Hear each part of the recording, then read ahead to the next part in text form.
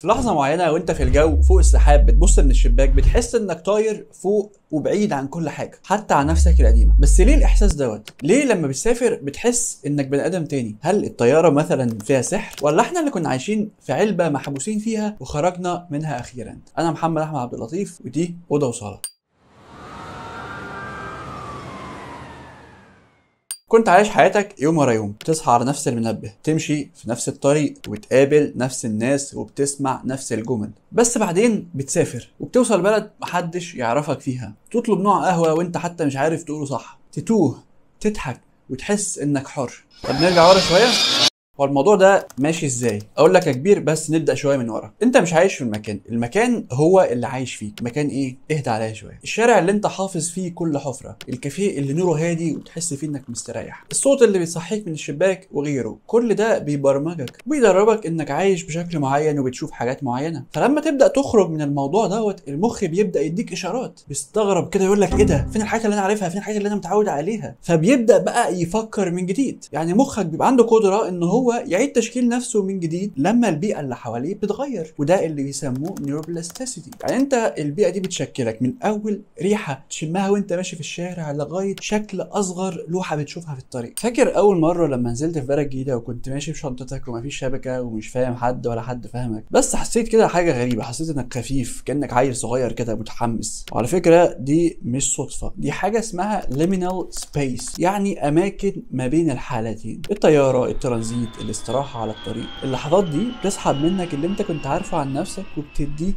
ورقه بيضاء، لحظات جديده بتكونها انت بنفسك. انا فاكر مره لما رحت بلد غريبه لوحدي، بلد مش سياحه كده، الناس فيها مش بتبص لبعض وبيمشوا بسرعه والمطر بينزل فجاه. فاول يوم كنت تايه ومتلخبط، بس تاني يوم بدات اتصرف بثقه، بقول صباح الخير بلغه جديده، بطلب اكل كده ما اعرفوش بس حبيته جدا، وقلت لنفسي هو انا فعلا دوت ولا انا كنت محبوس في نسخه قديمه مني ما اعرفهاش. في بلدك في ملف ليك، فالناس بتشوفك بعيونهم القديمه، المدرس اللي فاكرك كسلان، ابن خالتك اللي فاكرك فاشل، حتى البواب اللي عارف انك بتنزل متاخر على الشغل ومستعجل كل يوم. بس لما تسافر محدش عارف عنك اي حاجه، فانت حرفيا تقدر تكون نسخه جديده تماما منك، تشكلها زي ما انت عارف. وده رغم ان هو شيء مرعب بس شيء مريح جدا. ليه الاحساس ده ما بيكملش؟ لان اول ما بترجع معاك كل الاشارات القديمه، نفس الوشوش، نفس المواقف، نفس المفروض. المخ بيفتح ملف الشخص اللي انا كنت عليه واللي المفروض اكونه، وبيقفل الصفحه الجديده اللي احنا كنا بنكتبها. بس عارف ايه الفرق؟ انك دلوقتي عارف ان في فعلا صفحه جديده موجوده انت كنت بتكتبها، ومش شرط تسافر عشان تفتحها. السفر بيديك زرار ريزت، بس على فكره انت ممكن تعمل كده برده من غير ما تسافر. اقول لك ازاي؟ بص، مش هقول لك كلام بقى تنميه بشريه وخد دش الصبح ساقع ومش عارف ايه، بس هديك كام حاجه فعلا ممكن تخليك تعرف عن نفسك حاجات انت ما كنتش واخد بالك منها قبل كده.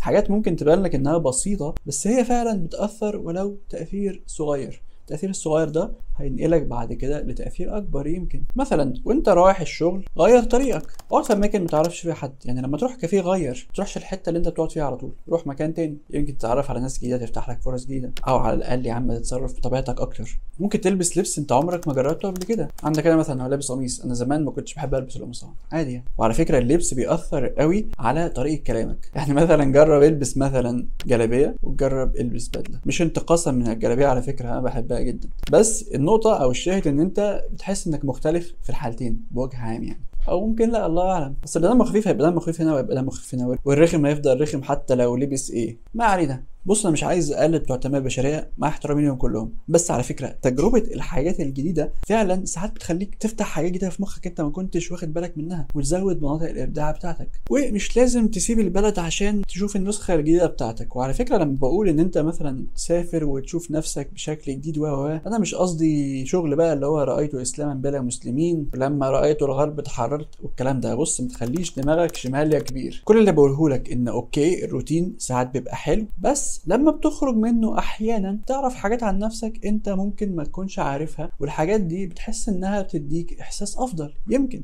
جرب، مش تخسر حاجه يعني. افتكرت الراجل اللي كان بيقول لك انت هتخسر ايه؟ انت خسران كل حاجه. طب ما تجرب يا اخي، تغرمان حاجه؟ انت عندك حاجه تخسرها؟ انت خسران كل حاجه. لما تخرج بره روتينك انت كده بتقرب نفسك مش العكس. كل دوله او مدينه جديده بتزورها بتعلق في دماغك كانها صوره جديده بتعلق على حيطه، مش عشان جمالها بس عشان الشخص اللي انت كنت عليه وانت هناك. فالسفر في حد ذاته ممكن ما يكونش بيغيرك بس بيخليك كده تفتكر ان انت ممكن تتغير. لو سافرت قبل كده وحسيت انك فعلا بقيت بني ادم جديد اكتب لي في الكومنتات، ولو نفسك تسافر مش عشان تشوف بلد بس عشان تشوف نفسك سيب لي لايك، ولو لسه جديد في القناه اشترك عشان ممكن الحلقه الجايه تطلعك من اوضتك حتى لو ما سافرتش. والسلام ختام.